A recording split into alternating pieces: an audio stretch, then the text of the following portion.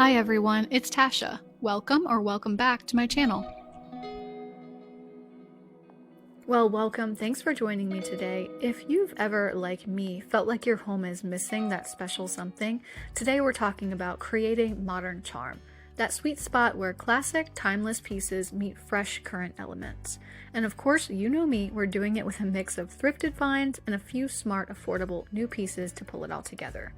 For me, modern charm is all about balance.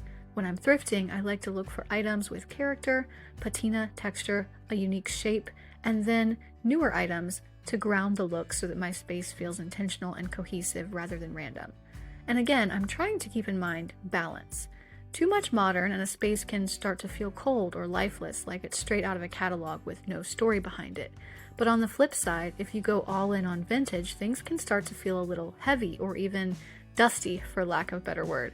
It can become a little bit like walking into a flea market booth instead of walking through a thoughtfully curated home.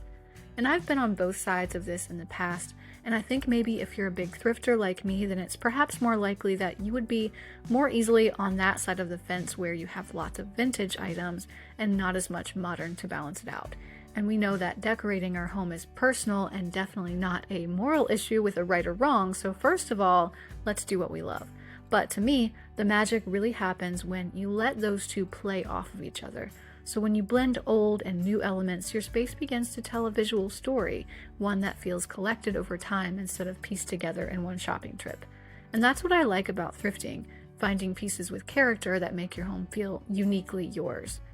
I want a combination in my home that keeps it approachable and warm, but still fresh and current. So this week, I'm going to show you some both old and new items that I've recently sourced that are a great example of what I'm talking about. Let's start out with a definitively old piece, this antique chest of drawers. I've been looking for the right chest of drawers to use over here in this part of my living room for a little while now. I had the idea that I wanted to put something here and move my tree to the other side closer to the window, and I came across this one for just $40 at a Goodwill, and I thought that it could be perfect with a little bit of work. It's very old, it has wooden casters on the bottom instead of metal. It's just got a lot of charm. The back legs of it are straight, but the front have those turnstile legs. It did have a lot of scratches and everything, but I figured I was going to be refinishing it anyway. So I'm just going to go in with a shot of this tried and true method, which is this oven cleaner, and I wouldn't recommend necessarily using this on a very valuable piece or like a family heirloom antique just because it can dry out the wood, but it has worked really well for me in the past, and I figured if it dried this one out a little bit, that's okay. I could apply some wax or just go in and sand it smooth again, so I decided to give it a shot. With this method, if you haven't seen me do this before, you spray it completely all over with oven cleaner. Most of the time folks use Easy Off, which is what I'm using. You let that sit for a good 20-30 minutes, and as you can see there, it's starting to bubble, and it will literally just pull that stain and color out of your wood. Then you go in with water and you rinse it off. So I can tell that this one is working just because it's creating that kind of foam on it. It's turning slightly greenish looking. It's really pulling out that color. So I'm going to do the same thing on the drawers here and just let everything sit for a good half hour.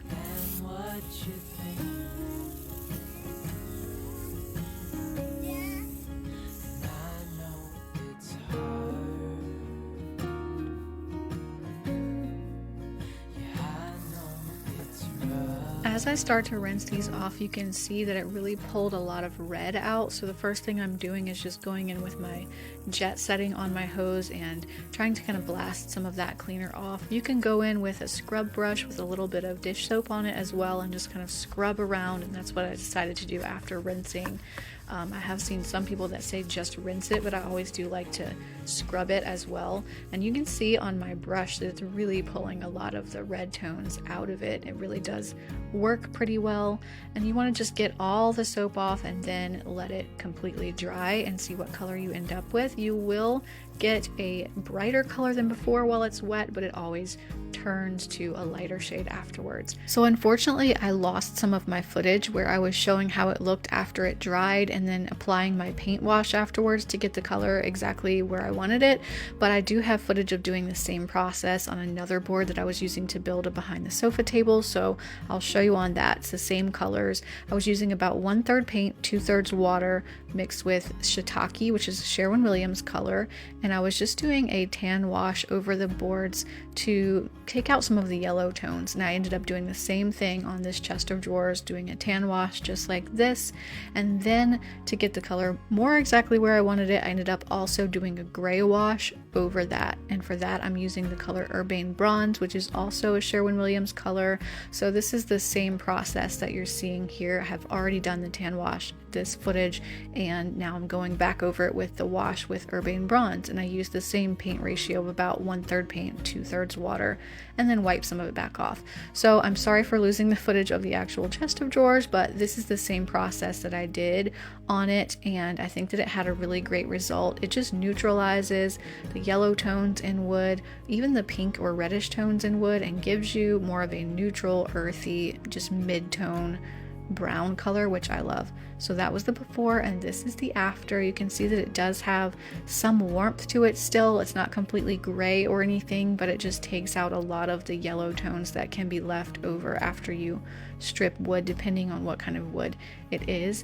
In any case, I'm super happy with this one. I think that it looks great over here, and I've moved my tree that I had to the other side of the room so that it's closer to the window, which kind of makes more sense anyway. A real tree would definitely be closer to the light source. I love these little wooden casters. I wanted to leave these alone, but the metal parts down there did get some of the stain that kind of ran down and dripped onto them, and they're looking a little bit dingy, so I just went in with some Rub and Buff in the color European Gold just to touch those up a little bit. And I replaced the original hardware on the chest of drawers with some small brass knobs as well. Now for styling this, I'm just going in with this 3-handled vase that I really love. It's got a nice chunky look and a little accent line running around it to start off with, and then I'm using some of these blackberry stems that I picked up recently from Hobby Lobby. I really love these and have seen people style them mixed in with other greenery, which I think is really beautiful, but personally I kind of like how they look just by themselves as a real statement piece of just the blackberry stems, and so that's what I'm doing over here. And I also really like how they pair with the off-white vase. Besides that, I'm starting with a book with a nice brown spine just to kind of ground that and give it a nice fall feel. And then on top of that, I'm trying out several different bowls. I know that I want some sort of bowl here that's a varied height from the vase that I have going on, so I'm just trying them in succession because I do have a little collection. I really like the silver with the ribbing down the side, but I'm using for now this brass one that's kind of a pedestal style, which I think has a lot of interest, and I like how it echoes the brass and the knobs on the chest of drawers, and so I'm going with that.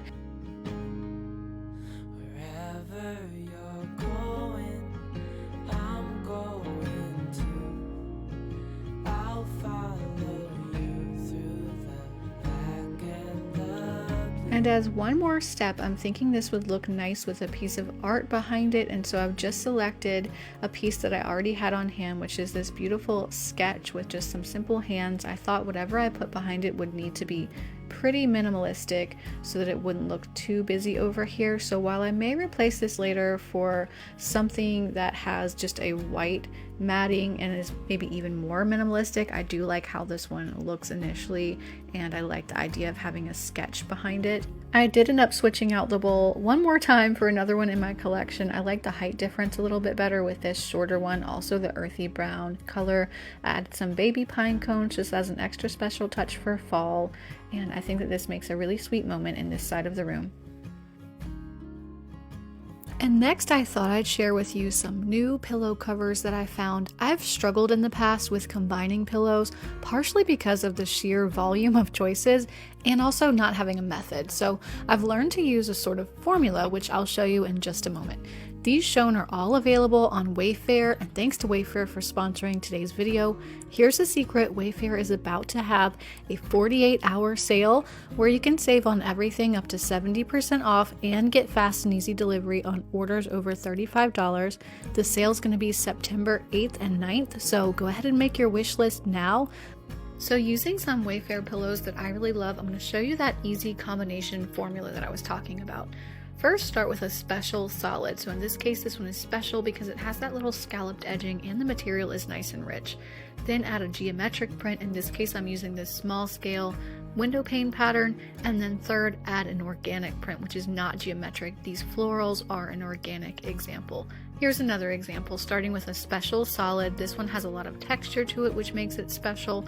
Then I'm adding an organic print, which is this block print floral. And then third, I'm adding my geometric print with this subtle pinstripe with the ruffled edge as well. And these pair really beautifully together, but you can swap out any one of those pillows for another in the same category, and the combination is going to look awesome as long as the colors are playing well with one another.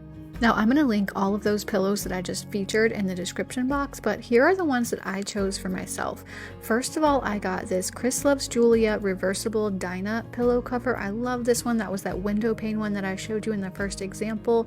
I got myself one of those. I could not be happier with the quality. I also got two of this pillow, which is called the Matilda collection, another Chris Loves Julia, and this one is in mocha and beige. I love this one, and I wanted to use it either split up between two rooms or maybe one in each of my accent chairs in this front living area. I also got yet another Chris Loves Julia pillow, which is called the Harvey, and this one has a nice rich texture and a woven feature on the front, so I really like this one as well. So that last one is going to be used on a bed upstairs, but I'm using the other two in a styling down here in the living room on the sofa. So I'm going to start out with this grid pattern one because this is the largest in size, and then as it happens, I already have the perfect special solid pillow on hand, just this kind of cocoa brown one with some fringe around it that will serve as my solid. And then I'm coming in with this one in the mocha and beige color with the organic florals as my third, and I could honestly not be happier with how these pair together. I think that they look really beautiful, but you could swap in any solid really in any color. If you're someone who likes more color, this is a neutral palette, but put a blue, a green, any solid that you want there, as long as the colors work together, and it would be absolutely beautiful with this pairing. I don't know about you, but I find myself more in the mood for resetting my home in the fall than I do in the spring. Does anyone else feel that way? But check out these and other beauties on Wayfair. They have an awesome selection. And as you can see, I'm thinking that since the floral pillow is smaller, it could also be a great option for putting in these accent chairs as well. I think it looks super pretty. Another thing that I picked up this past week was this vintage style stool, and I call it vintage style because I'm really not sure how old it is. It's hard to tell with pieces like this. It does have some joinery that would suggest that it's older, but at the same time it could just be a nice sturdy, like maybe Amish made stool that just has that kind of joinery, so it's hard to tell, but it has a vintage look to it. I like the shape. It's very, very sturdy. I like the little triangles cut out of the legs there, and the only problem for me is that it's pretty orangey. It would need a sand and a little bit of a recoating, and so that's what I'm gonna do. I sanded this down. It was all straight angles and flat surfaces, so that was really easy to do. Judging by all the footage that I took that was pre-edited, this took me a little over 7 minutes to do, so it really didn't take that much time at all, just to get off all of that finish and give myself a fresh start. I went in first with a rougher grit sandpaper and then a higher grit just to smooth it out, make it really soft. I decided to use a darker colored stain on this, and this is a color that I've been using on several pieces around the house lately, and I'm really impressed with it. The color is called Kona, and it's made by Varathane. So I'm going to be working on this while my daughter is checking out a turtle that she has found in the yard. This is a really simple process of just wiping on and wiping a little bit of the excess off with some paper towels is how I do it. You can use a staining sponge like I am, or a brush, or even just a wad of paper towels, really anything to get the stain on in a smooth manner and then wipe the excess off. And this is how it turned out. I really do love this color. It's got a little bit of warmth, but it is more of a neutral to cool leaning tone. And like I said, I've used this on several pieces, including that little bobbin leg style table that you can see there in the background. So this is just a nice quality piece. I'm super happy with it, especially for only $8 for a nice solid wooden stool like this. We have a daughter who's at the age where it's still helpful for her to have a stepping stool in the bathroom to reach the sink and the soap and all of that, and so that's where we'll be using it for now. But I feel like this is a quality piece that adds to the modern charm aspect of our home. Thanks for watching today. I hope that this video has inspired you to think about mixing old and new as you continue to curate the space around you and make it beautiful. If you enjoyed the video, please hit the like button before you go and leave me a comment letting me know what you enjoyed. I hope that everyone listening has a fantastic week, and I'll see you at the next video.